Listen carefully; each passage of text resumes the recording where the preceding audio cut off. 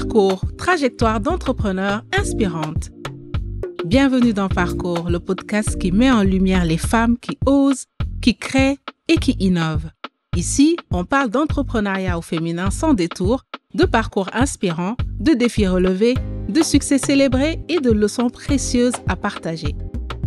Parce que réussir, c'est avant tout oser, apprendre, évoluer et inspirer les autres. Chaque femme que vous entendez ici a une histoire singulière. Et dans chaque expérience, il y a des apprentissages qui résonnent bien au-delà du parcours individuel. Un podcast pour s'inspirer, apprendre et surtout passer à l'action. C'est parti, bienvenue dans Parcours. En fait, à force d'être tout le temps avec ces femmes, on entendait plein de choses. Plein d'histoires de vie, plein de parcours.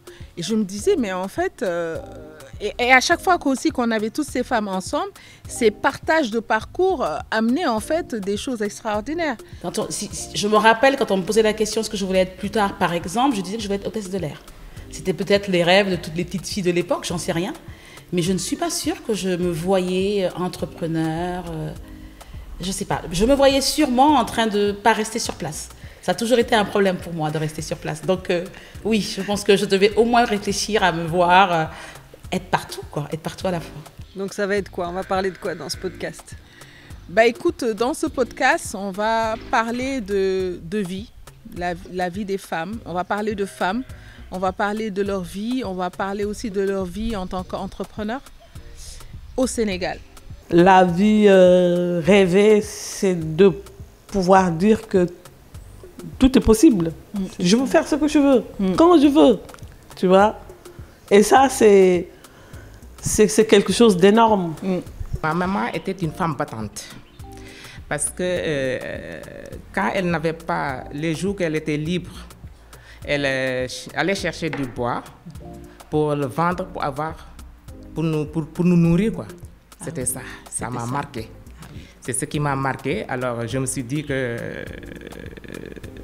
le fait que ma maman a beaucoup souffert, je ne peux pas être comme elle. Voilà. Et donc, elle était en congé maternité. Et elle s'ennuyait. Et elle a commencé à faire des cacahuètes qu'elle distribuait devant la maison, en fait, comme on trouve aujourd'hui sur les tables. Pour s'occuper pendant son congé maternité.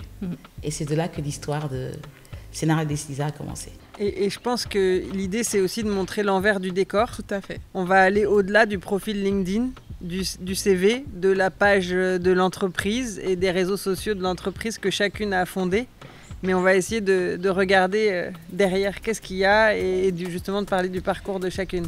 Donc, peu importe le business, il faut démarrer avec l'envie de bien faire d'abord. Donc si on ne sait pas, on peut toujours apprendre. On va apprendre au cours de route, mais même si on n'a pas tous les moyens pour faire ce qu'on veut dès le début, on peut faire, par exemple, au début, nos sociaux n'étaient pas comme ça.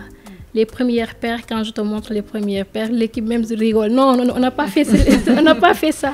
Et d'ici, pourtant, c'est vous qui l'avez fait, c'est juste que vous avez évolué. Le début, c'était pas facile, comme tout début. C'était pas facile, mais j'ai eu la chance d'avoir une femme extraordinaire. Vraiment, elle était tellement gentille.